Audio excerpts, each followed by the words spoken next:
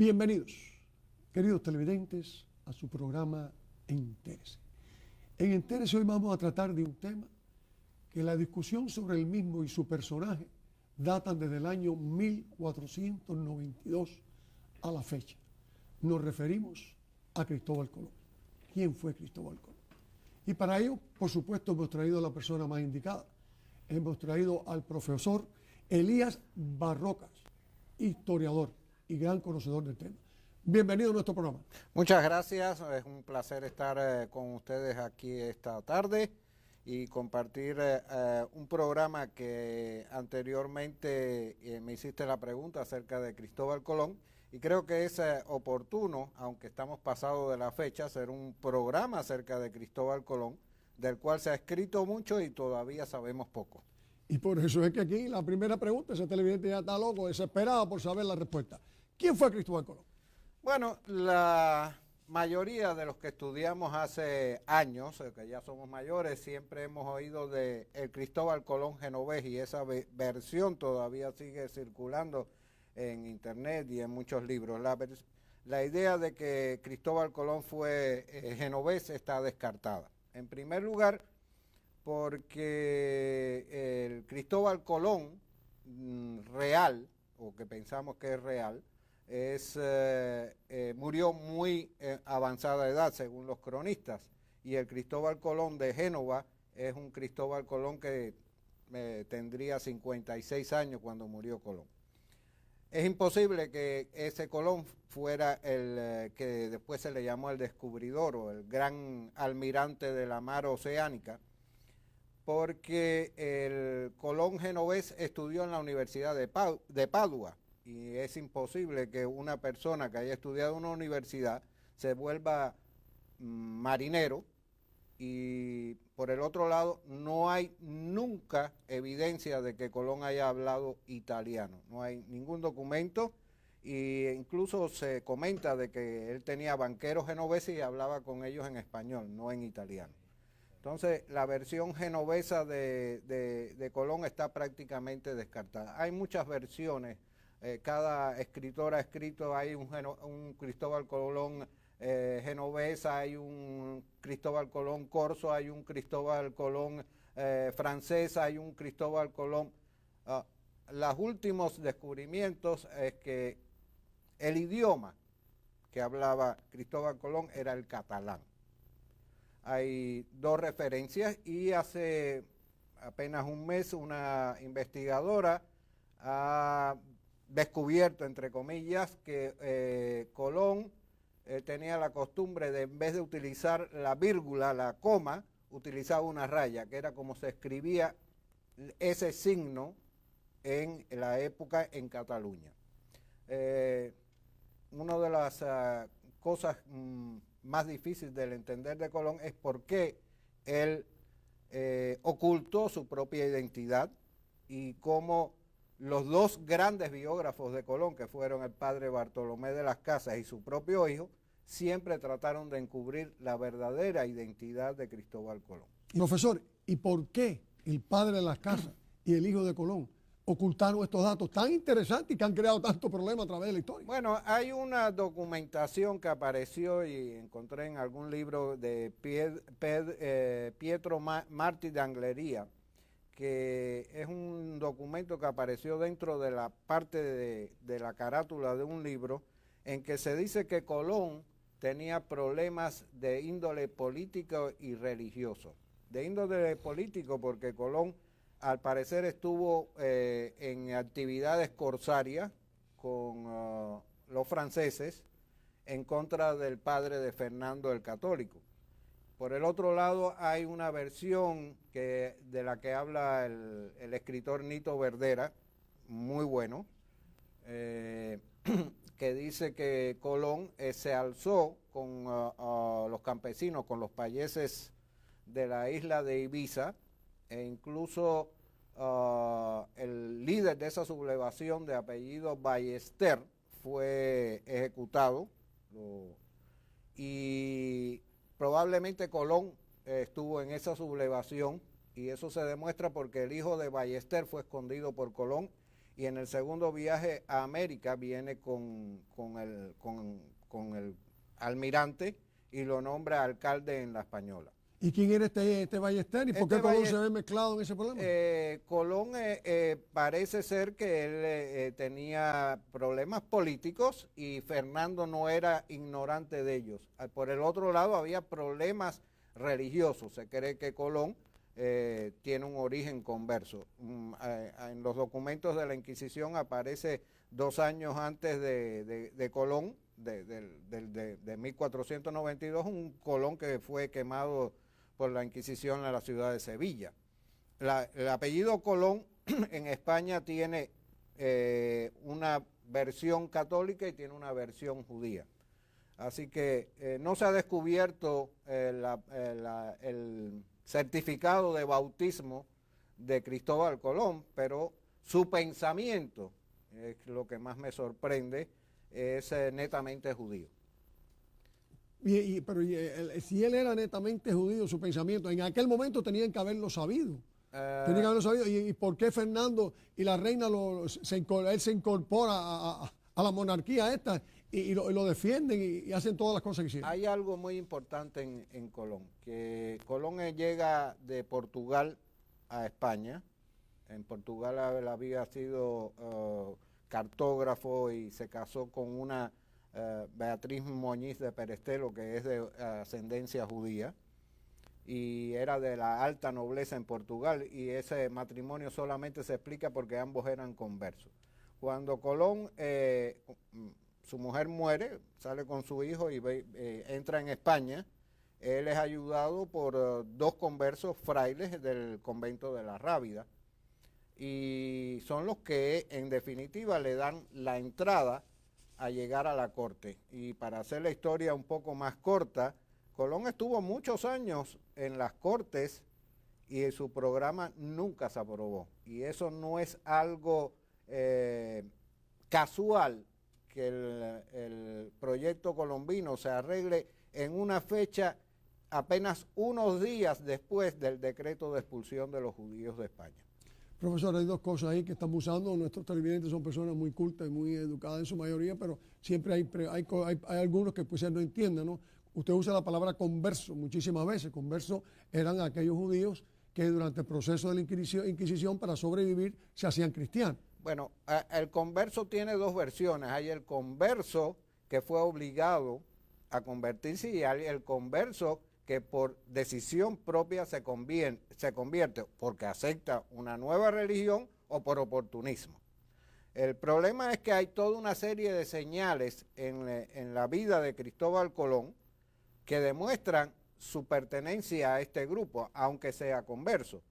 Una es unos signos que aparecen solamente en las cartas a su hijo Diego y que han sido analizados, y es una escritura que está en el lado derecho de la carta y que significa Bezrat Hashem, con el favor de Dios, en hebreo. O sea, Bezrat Hashem es una expresión es una hebrea. Expresión que significa con el favor de Dios. Y Dios. él la usa en sus cartas. Él la usa, pero solamente en su carta a su hijo Diego. Es como una señal de familia. Y eso ha sido analizado en laboratorios de España y de Israel, y está escrito de derecha a izquierda como se escribe en hebreo. Otra de las cosas que me hace pensar de que Colón era de origen converso es el uso en su lenguaje. Nosotros cuando hablamos, por ejemplo, del templo de Jerusalén, hablamos del templo, porque tenemos este convencionalismo. Cuando Colón hace el cómputo, dice, hace tantos años de la destrucción de la primera casa. En hebreo el templo se dice Beit HaMikdash, la casa de adoración. Hace tantos años de la destrucción de la primera casa y hace tantos años de la destrucción de la segunda casa.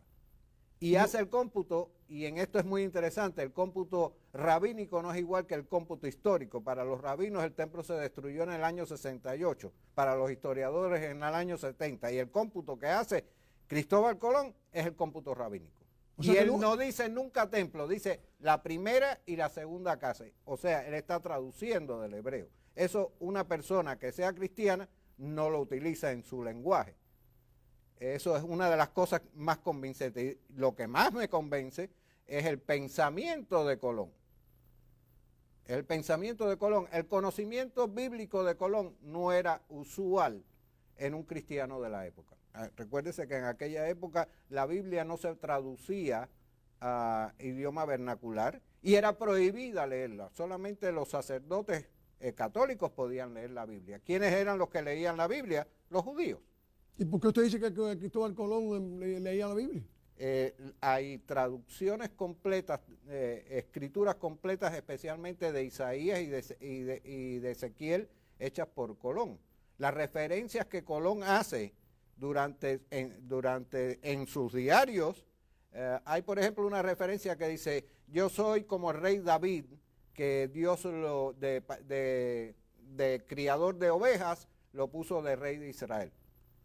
Entonces, lo más importante de todo esto es con quiénes se conversó Colón y quiénes apoyaron a Colón. La historia que todo el mundo conoce y que no es más que una leyenda de que la reina empeñó sus joyas para pagar el viaje colombino es totalmente falsa. El viaje colombino no lo pagó la reina, ni el rey tampoco. El viaje colombino lo pagó Luis de Santángel. Esa es una de las preguntas que yo le iba a hacer ahora. ¿Quiénes financiaron ese viaje por fin? Es que yo me adelanto a las preguntas porque ya sé. Ese televidente está pensando igual que yo. Y cuando le vamos a hacer la pregunta ya...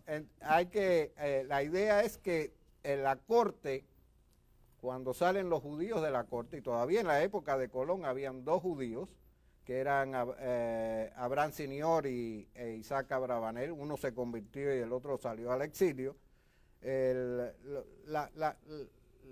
Entre el decreto de expulsión y las capitulaciones de Santa Fe, que son los acuerdos entre el rey y Colón, hay apenas unos días. ¿Por qué se aprueba el decreto de Colón?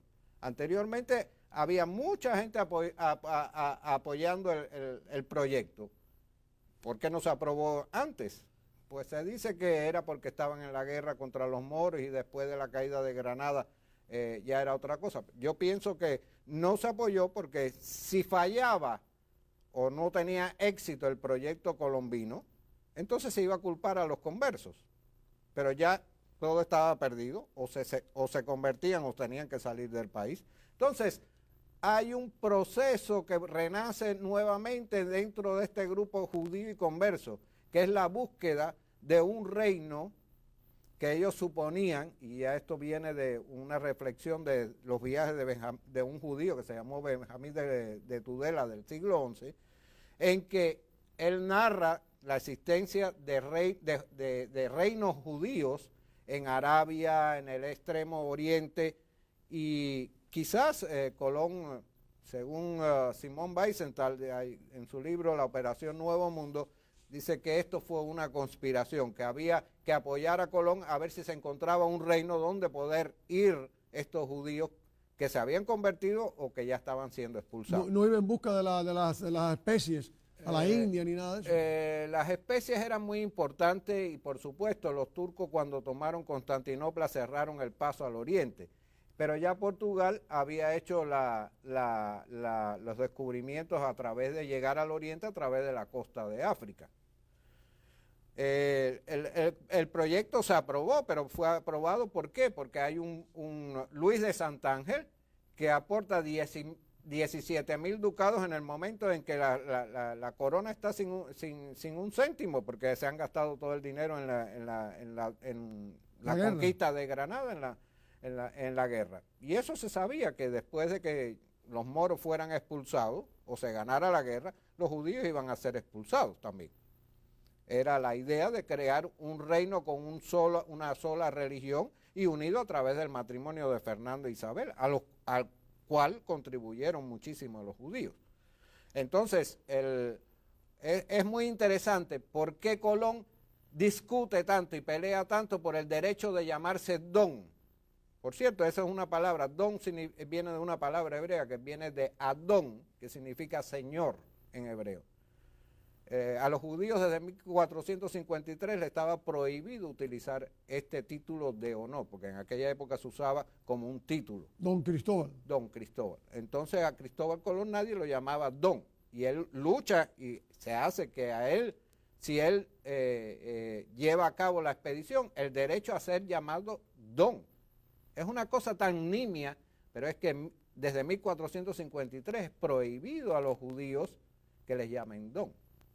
En este problema del programa que usted dijo antes de que Colón lo llevaba presentando hacía muchos años y demás, en definitiva, ¿cuál es el proyecto original que Colón lleva a las Cortes para que se lo aprueben y le faciliten la economía para el proyecto original de Colón era demostrar que se podía llegar al oriente navegando hacia el oeste. Y eso parece algo inverosímil, pero las personas cultas de esa época, las personas que tenían cierto conocimiento, sabían que la tierra era redonda. Lo que pasa es que no lo podían decir porque podían topar con la iglesia, que mantenía todavía en esa época que la tierra era plana. Y ahí es donde está realmente el gran valor de Colón, que él se arriesgó a conseguir la tripulación para un viaje así, no fue fácil. La tripulación. ¿Qué tripulación fue con Colón? Bueno, la tripulación de Colón fue difícil de conseguir, era conseguir 90 hombres en palos de moguer, fue muy difícil, incluso la reina hizo un decreto diciendo que aquellas personas que habían tenido ciertos delitos podían ir con Colón, y allí no se excluye los delitos de fe. Acuérdense que en esta época, hacia 1492, ya habían sido procesados más de 10.000 judíos o conversos, 10.000 conversos por la Inquisición. Y entre los primeros tripulantes, o sea, en el primer viaje, el viaje de descubrimiento, ahora no le llaman descubrimiento, sino que le llaman encuentro de dos culturas, van cambiando las cosas y en eso se entromete un poco la política. Pues venían personajes el médico de a bordo, estaba de la caballería, el hombre que primero grita a tierra, que es Luis de Triana, es un hombre converso, y después que regresó a España, pues escapó de España y se fue a vivir a Marruecos y volvió al judaísmo. Luis de Torres, que fue el primero que pisó tierra cubana, era un hombre de apellido Bermejo, que unos pocos días antes se convirtió al cristianismo. ¿Y por qué lo lleva Colón? Simple y llanamente porque es un traductor de hebreo y arameo. ¿Por qué llevar en una expedición que se supuestamente va a la China o al Japón un traductor de hebreo y arameo? Porque creía que iba a encontrar lugares donde había judíos. Entonces, esto está demostrando de que Colón tenía también su propio proyecto. Cuando Colón sale de Palos de Moguer, estaban todavía los barcos de los expulsados saliendo del mismo puerto. Colón estaba listo para salir, él mandó a toda la tripulación que entrara en los barcos y no salieron. ¿Por qué? Porque era el día 9 de Av, el día que se conmemora la destrucción del primer y segundo templo, y para los judíos eso es un tabú, empezar una empresa un día tan fatal para los judíos. Él se quedó tranquilo y no salió, esperó al siguiente día, salió de madrugada, y en ese momento todavía era el último día en que podían salir los judíos de España. Los tres nombres de La Pinta, La Niña y Santa María, ¿de dónde salen esos nombres? Los nombres de los barcos son muy... él los cambió, uno se llamaba María Galante, eran nombres bastante vulgares, entonces él cambió los nombres. Uno de los dueños de uno de los bancos, de los barcos, de las naves, era de origen judío, era un converso. El problema es que la gente habla de las tres carabelas y en realidad no fueron tres carabelas, eran dos carabelas y una nao. O sea, no todas y una carabela, imagínense que en aquel momento era uno de los barcos más seguros y solamente tenía un desplazamiento de 100 toneladas. ¿De qué tamaño era? Era apenas imagínese un cascarón. Aquí en Miami trajeron una copia y yo la pude O ver, sea, unos 60 hacer 70 pies. un viaje transatlántico en un tipo de nave de ese tipo era arriesgar su vida. Y es por eso es la gran dificultad que tuvo Colón en conseguir la tripulación. ¿Usted considera bajo su estudio que Colón era un aventurero o qué clase de hombre era Colón? Yo no, se lanzó al mar en esas condiciones. No creo que Colón fuera un aventurero, que tuvo el coraje de hacerlo, sí, pero Colón ya había hecho estudios, él había vivido en una de las islas africanas y había visto llegar a pequeños botes que probablemente fueron llevados por las corrientes desde América. Colón visitó Islandia. O sea, él preparó su viaje y además tuvo una gran ayuda que fue el estudio de las tablas cósmicas que permitían descifrar por la posición del Sol y las estrellas la ubicación de una nave. Y eso fue creado por el rabino Abraham Zacuto. Eso fue un avance astronómico tremendo. Si Colón hizo 4 viajes, no pudo saber nunca que había descubierto un nuevo continente, muere sin conocer que había descubierto un nuevo continente. ¿Por qué? Con tanta sabiduría, tantas personas en el grupo, tantas cosas. Todo eso, ¿por qué se queda eso, esa nebulosa de que o lo supo y la historia también no lo reconoce? Hay algo muy interesante en Colón. Si lo supo o no lo supo, se lo llevó a la tumba. Pero lo que sí es muy interesante es que Colón da muchas vueltas para que nadie recuerde cuál es la ruta, cómo llegar. Y Colón llega a San Salvador, va a Cuba, pasa por Jamaica y de ahí a la Española y vuelve a España inmediatamente. Deja un grupo en la Española que se supone que la mayoría eran judíos, por lo menos se sabe de 4 o 5 que sí lo eran, era un grupo de 39 que los exterminaron los indios.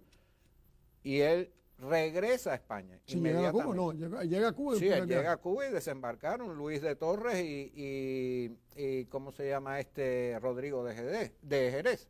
Ambos conversos. Probablemente Luis de Torres, que era el traductor, lo primero que trató de comunicarse con los indios fue en hebreo, pero eso no le valió de nada. Y fue donde se descubrió por primera vez el uso del tabaco.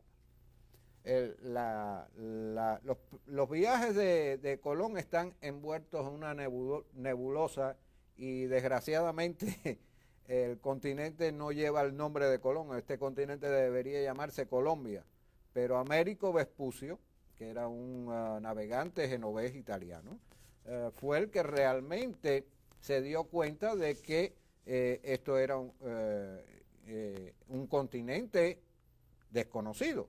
Cuando Cristóbal Colón llega a Cuba, él piensa, incluso en el segundo viaje, él levanta un acta con toda la tripulación de testigos de que ellos habían llegado a tierra firme. Eso no se descubrió después hasta el bojeo que hizo Sebastián Elcano. Y Cuba fue abandonada prácticamente hasta el 1510, a pesar de que Colón dijo que era la tierra más hermosa que ojos humanos vieron. Ellos se dedicaron primero a colonizar la Española, que es hoy Santo Domingo, antes que Cuba. Bueno, pero ahí por el interés quizás de dejar al hijo en la Española, a Diego. Hay algo que es muy, sí, Diego tuvo que luchar mucho porque Fernando después desconoció los derechos que había firmado y que le pertenecían a la familia Colón. Hay un hecho muy interesante de Colón, porque Colón es detenido y mandado a detener. Pero ya eso fue en su 4º viaje, ¿no? No, después del segundo viaje mandan a Francisco de Bobadilla a detener a Cristóbal Colón. Y a Colón se lo llevaron encadenado a España. Y una de las cosas que acusan a Colón es que él tenía una correspondencia cifrada o en código con su hermano Bartolomé. Y nadie se explica por qué él tendría que tener una correspondencia cifrada. ¿Y quién era este Bartolomé? Bartolomé Colón es ¿Estaba en los viajes? Él era el hermano de Cristóbal Colón. Pero fue con él a los viajes. Por supuesto, y fue gobernador incluso de la Española. Y lo que se deduce es que ellos se escribían en español, pero utilizando letras del hebreo. Y que Bobadilla entendió que quizás eran un sistema cifrado de comunicación. Y eso era muy típico, que un judío español escribiera en español, pero utilizando letras en hebreo, y eso evitaba que, si no fuera otro judío, pudiera leer la correspondencia. Como un hombre que descubre un continente tan grande, aunque él no lo supiera, pero fíjese cómo está el hermano, el hijo, todo el mundo envuelto en ese proceso, ¿no?, el descubrimiento, muera, según tengo entendido, en la pobreza absoluta y abandonado. Colón no murió en una pobreza absoluta. Esa es la impresión que tiene uno de los estudios. Sí murió en un aislamiento total. Y Colón el Colón al momento del morir no es el Colón que se baja en Sevilla y baja con los papagayos que trajo de América y con los indios que llevó de América y toda aquella pompa. El Colón muere no pobre, pero sí muy enfermo. Parece que padecía de gota, e incluso los reyes le dan el permiso para ir a la corte montado en un burro. La vida de Colón fue bastante trágica, y eso sí, se trató de aquellos documentos que él firmó con los reyes, de eliminarlos, y su hijo Diego pasaron muchos años de lucha para que le reconocieran los derechos de su padre. Bueno, efectivamente Diego fue nombrado después virrey de la Española. ¿Muere él total, decepcionado completamente, Colón? No sabemos. Sí hay un documento, un testamento en que él le deja, es muy interesante ese testamento, en que él le deja una cantidad de dinero a un judío y que se sentaba en la puerta de la plaza de Lisboa. Es algo muy interesante. Lo importante de Colón es la tergiversación que se ha ido haciendo de la figura de Colón. Hay, sobre todo, los intelectuales de izquierda y los políticos de izquierda han tratado de desvirtuar la figura de Colón como el culpable de que los españoles o los europeos hayan venido a América y quieren justificar que todo lo que ocurrió con la población nativa americana, la destrucción que hubo aquí y la esclavitud. El gran culpable es Colón. El gran culpable es Colón. Colón tenía su agenda, y Colón hay que verlo dentro de un contexto histórico y en un momento histórico, que si nosotros hubiéramos estado allí en ese momento hubiéramos hecho lo mismo. ¿Qué es lo que representaba la riqueza en aquel momento? El oro. Y todos buscaban oro. La esclavitud era algo que era visto como algo normal. Los griegos por los romanos, ¿no? No solo eso, hubo esclavos de blancos, hubo esclavos de negros, hubo esclavos de indios, y hubo esclavos de blancos contra blancos, y esto no era un problema de religión o de derechos humanos. Ni la iglesia condenaba la esclavitud, ni el judaísmo condenaba la esclavitud, ni el islam condenó la esclavitud. Entonces era algo muy normal. Cuando la gente iba a la guerra y tomaban prisioneros, los convertían en esclavos. O si no, se iba al África y se tomaban a los negros y habían guerras y los compraban o los tomaban prisioneros y los llevaban a España o los llevaron después a América. La esclavitud no era vista, el esclavo era visto como una mercancía, no como un ser humano. Tengo que pararlo, una vez más tenemos que pararlo. El tiempo siempre es nuestro gran asesino. Sin más, dándole las más expresivas gracias al profesor Elías Barroca y esperando tenerlo aquí en otra oportunidad, ya que aprendemos mucho cada vez que lo traemos. Se despide de ustedes. Hasta el próximo domingo. Jesús Angulo.